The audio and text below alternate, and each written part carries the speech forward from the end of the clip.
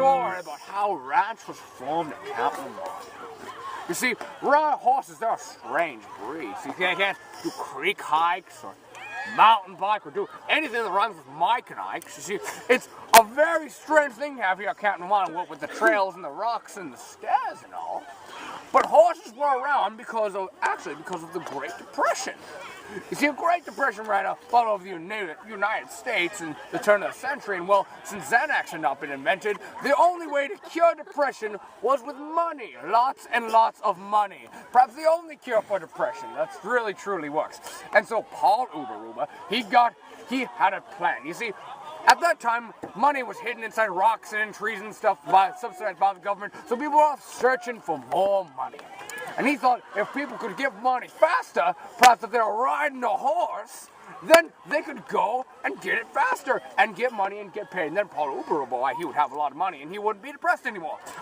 So then Paul Uberuba went out and tamed a bunch of horses and taught them how to do tricks and trot and have 8-year-old girls ride on them, and it was all great fun. But then our good friend Henry Ford hooked up with 50 Cent, and well, the first ride was pimped in history, making the Model T the most pimpinest ride in Camp Namanu. Now, Paul Uberuba's plan for horses, nobody wants to ride a horse when they can ride a pimped out Model T Ford with the hydraulics and such. And so then he just let the horses roam free at Camp Namanu. And that's why we have a ranch. Flagpole is actually a memorial to our good friend Snoop Dogg and Doe. See, that flagpole sat right where Snoop Doggy Dogg's fifth ankle was. He would just stand right in the middle of the meadow with his 200 legs, and he'd look all out across when he was on hill duty to make sure Uberuba, 50 Cent, the notorious B.I.G., and all 200 members of the Wu-Tang Clan were all staying in their lowriders that night.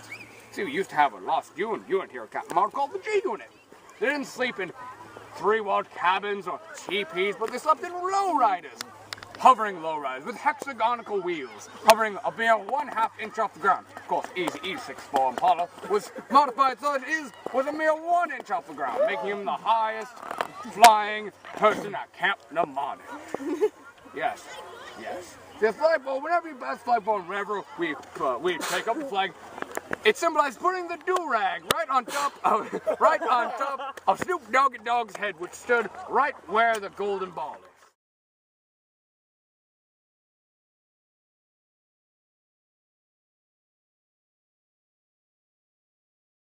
This has been a Black Cat production.